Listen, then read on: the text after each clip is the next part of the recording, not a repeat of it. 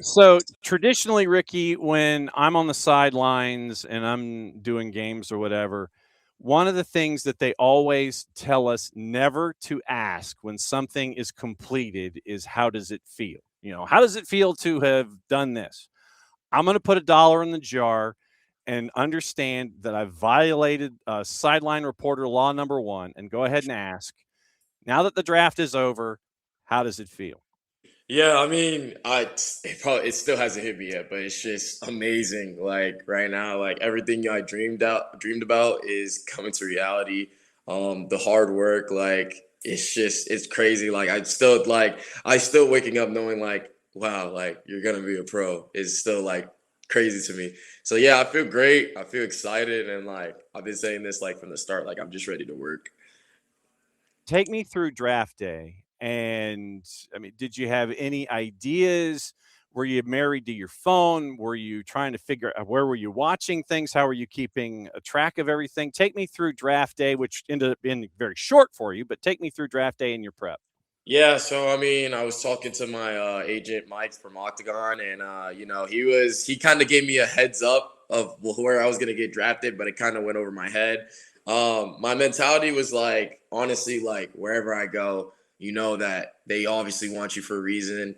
You're gonna go show your talents, and you're gonna be the best, or hopefully a legend in that club, and you're gonna do the best you can. So I was just coming in, trying to get everyone in my family situated, everyone comfortable. I'm a little bit nervous, but like I know, like you did this, like you already did the hard part. So the easy part is just waiting and sitting there, like where your career starts off. So yeah, like I wasn't even on my phone yet. I was just like trying to get everyone settled in, trying to make sure everything's right. Yeah, and then once it started getting close, I was looking at my phone. I looked at the time. I was like, wow, it's getting close to draft.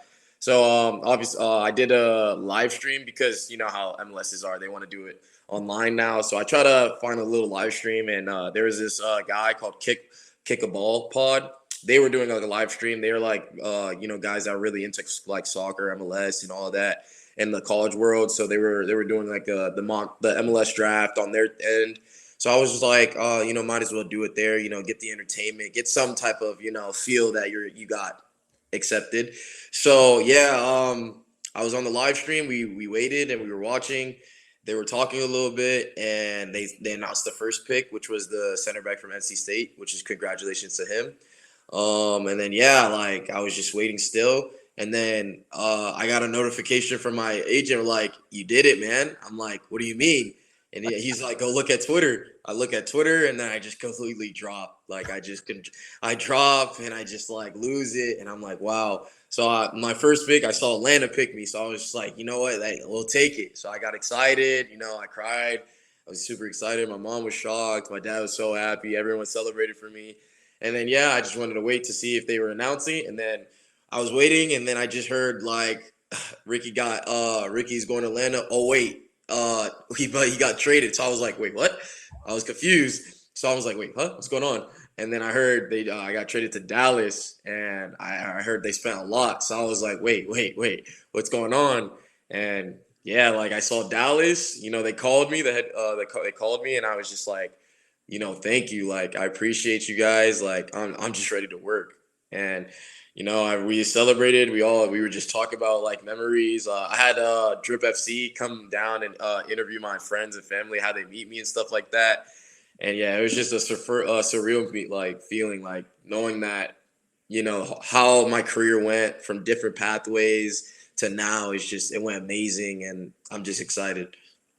What have the conversations initially been like with Dallas? When are they telling you that you got to get your plane ticket? What are they telling you so far about when you got to show up and all that? Yeah, they were just talking to me. I was talking to their sporting directors and all that, and just they were just saying like, thank you. We're excited to have you here. I'm leaving January 10th to be there, so I'm super excited. And yeah, I'm just excited to work. Does it seem like it was yesterday that you were bailing out of Fort Myers High School and going to Statesboro, or does it seem like it's been 2 years of hard work, your freshman and sophomore years at the Borough, to get you to this point? Yeah, it was freshly like 2 hardworking years. So actually, when I first, got found and signed with Georgia Southern, like I was basically a walk on. I took a gap year actually. So when I was going, I was talking to Lee. He was like, he's excited to have me here, but I think you should come in the spring. So I want you to take a gap year. And as any other kid, I was confused. Like I was wondering why. Like if you feel like I'm ready, I'm ready. And he told me like I look back on now, and it was only probably like the best decision I made in my career. He just thought like how the season's going and how like the people they have, it just wouldn't look best for me. So he wants me to get that polish up development more. So I went to an academy called Strive. The head coach was Christian Nagu. He used to work at UNC Chapel, and he helped us. He trained us, and he showed us all the ways of the college soccer ball. From the practices, from how the games are, and how to polish our touches. In the games like that, and we played a couple of decent teams like MLS Next teams, and it was fun. So yeah. When you go from freshman to sophomore year, you scored, I think it was 4 your freshman year. Then you finish up with 9 plus 3 and 21 points as a sophomore. How do you think your game improved from freshman year at Southern to sophomore year at Southern to where you end up going second overall? Yeah, I think I still look back at it now. I thought my freshman year was decent. I mean, I feel like still to this day, if I could rewind and take it back, I would. Yeah, I mean, right after my freshman season, I really told Lee, like right after the game, like after the season was over, like, hey, I want to work. Like I wanted to, like this is my passion. I want to work. So he was just telling me in the spring, that's what we're gonna do. We're gonna have a plan for you, and we want you to succeed. So literally on in the spring, I was just training every time after sessions, training by myself, getting the extra work in, extra finishes after training sessions, and that's all I wanted. And he gave me the opportunity, saying like, if you want to go pro, you got to get in the uncomfortable side of it. So he sent me out to USL2 Lionsbridge, which was amazing. I ended up playing left wing back, so that was a embarked of a new journey. And I scored a lot of goals over there, and it was really fun. Like I enjoyed it. And then just that killer mindset, knowing that I needed to make a update for my freshman season because I felt like it wasn't much respect into me a little bit, because I thought obviously my freshman year was different. Of soccer, it was physicality, and but it was a little bit of comfortability. It's just I didn't have that mentality of wanting it, and I knew my sophomore I wanted it more. So you end up going with 9 goals, first team All Sun Belt, midseason watch list on the Herman, National Offensive Player of the Week for both top drawer and the Sun Belt for the activity that you had late in September when you get both goals over number 4 Marshall, then academic honor roll.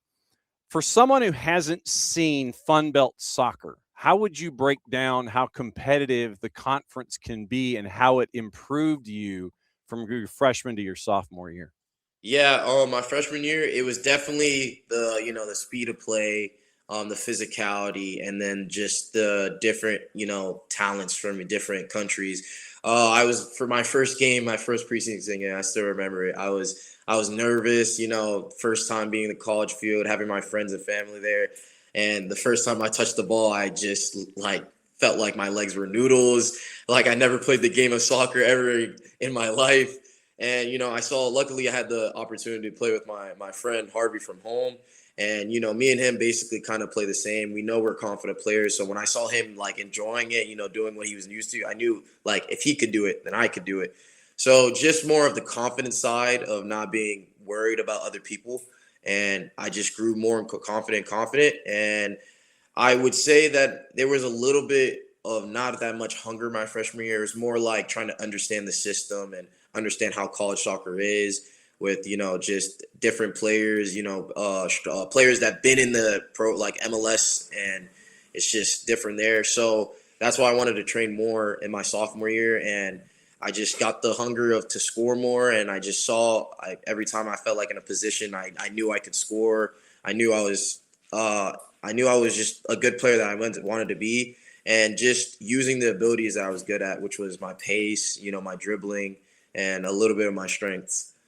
You got into it a little bit, but for someone who is a fan of FCD, is learning more about Major League Soccer, for someone who hasn't seen you play from your time there at Southern, how would you break down the kind of player that you are, heading into this new chapter? Yeah, my coach, I feel like, as a striker and a winger, my coach loves to use this word, like, I'm annoying to the back line, basically. Like, I'll never stop running. I'll press you. I know when I get the ball, I'm always going at you. It will never be a decision to ever go back. I'm always coming at you. And I'm just making you uncomfortable in any shape of way. If that's running in behind, if that's pressing you, if that's 1v1, just any shape of way to be annoying. Have you always been annoying, or did you develop into being annoying with your game? Yeah, I felt like I've always been annoying outside of soccer, but yeah, I mean, I felt like I've always been that type of player that's just been a nuisance to the back line. I've always been taught like just try to make everyone uncomfortable. So I want to be that player where you got to check your shoulders at every like point of time. Wondering where I'm at, trying to make sure that not to get the ball and just be a nuisance. How much more annoying can you get? Well, with the development, like I'm probably gonna get probably the most annoying player in the league, probably. Nothing like being an MVP and annoying, though. But that's what I imagine. That's what Eric and the staff at FCD are looking for. Yes, sir. Have you had any initial conversations with him? What has that been like? Have you guys? Yeah, I've talked to him. I've talked to him outside of the thing. He was on a cruise actually, so it was interesting. But yeah, he wanted to call me. He was saying he was really excited. He was telling me that they've been looking at me for a long time, and I've been seeing on social media that I'm their guy. So it's a lot of a little bit of work that I got to show, but I'm excited. Honestly, like I'm really grateful. I'm really grateful and glad that they see this opportunity. And, from a guy who hasn't been playing in the like MLS or any MLS academies for a club like Dallas to see me and really believe that I can really be a change in their club is really exciting. So, how difficult is it / was it for you to balance the academic and the athletic side? Because if you're academic honor roll, that means your nose is in a book, and it's in a lot of books, and you're trying to get your credit hours and everything. So, how difficult was it to juggle all the time that you were investing in yourself athletically to get to this point of your life, but at the same time be academic honor roll? How tough is that? It's a little bit tough, hard, especially when you're winning a lot of games and you're trying to still be in that mojo, but you also know that still school will always be first before anything because outside of soccer, when it's done, then you know that you have another job to be going at.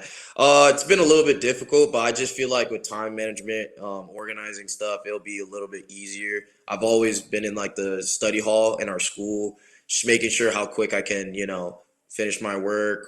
Obviously, try to finish it at the best grade I can, so I don't have to worry about it during like game hours. I would probably go in that study hall like 2 days before a game, try to finish those, so my mind is clear the day before or the day of the game, so I know when I'm ready. I'm ready.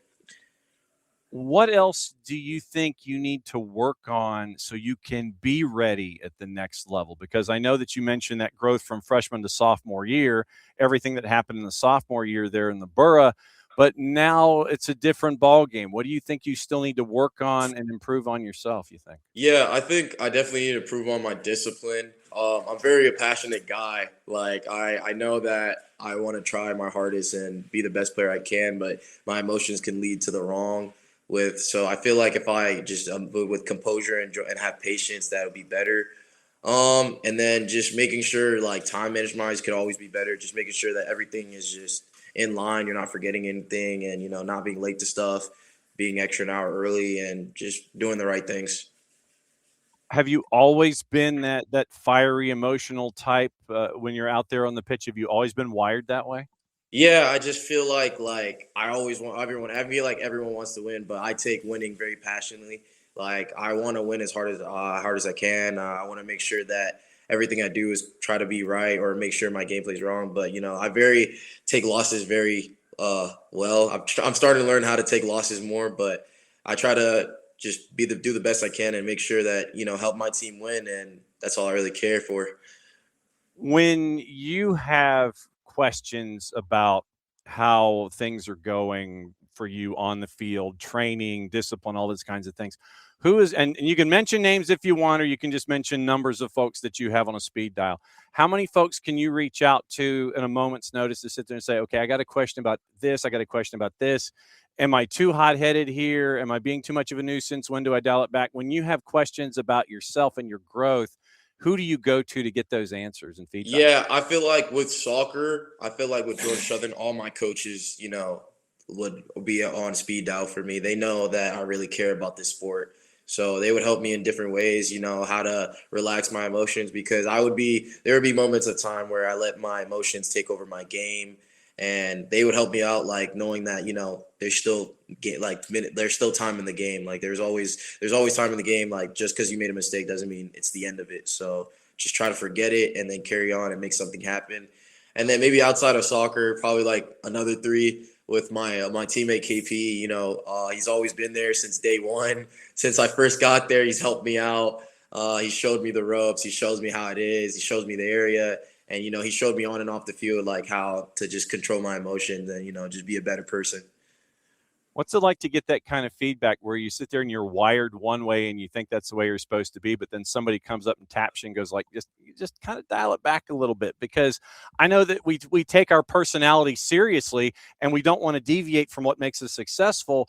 But then you got somebody, like KP, who sits there and kind of goes, you kind of need to like dial it back a sec. What's it like to get that kind of feedback that you think might be counterintuitive, but does end up helping you out?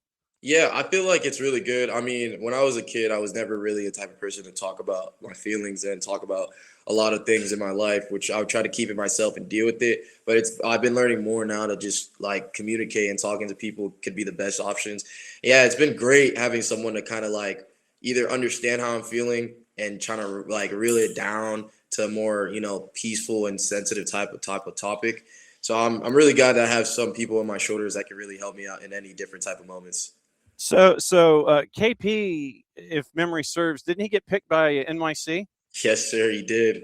So what was that conversation like with you and KP? It's like, so you're heading to the Bronx and I'm heading to Texas. What was that conversation like? Yeah, like it was really good. Like from the way he started his career, like I called him, I told him like I'm so proud. Like from day one, you've been here at this school, like from the ground up. And like I'm so proud of you. Like you deserve this. You worked hard. And yeah, we were just talking about like what's the next step looking like, how we're gonna polish things up, what's our mindset's gonna be like, how we're like this is our lives now, like, and we gotta make sure like we can take the most of it as much as we can.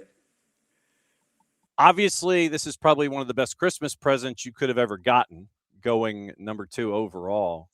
Um, how do you top this at Christmas? Is everybody sitting there going, you're buying gifts now? No, you're the one who's going to be paying for dinner. What's Christmas? Yeah, it's been a lot like that. Most of them have been saying like we're going to Dallas, so that's been the most funniest topic, that we're all going to Dallas. But yeah, I mean, obviously, yeah, they know that I was kind of the tickets, to do that. But yeah, it's been all jokes and vibes. It's been funny when they be saying that. So yeah. Well, congratulations. Obviously, we've been following what's been going on there in the Fun Belt down in the borough the last couple of seasons. Congratulations on the new bio blast that's going to be added to it with everything happening in Dallas. Thanks for dropping by the morning show in SDH. We're going to be keeping an eye on you. We're going to be ringing you up pretty well. Thanks for dropping by as always. Thank you so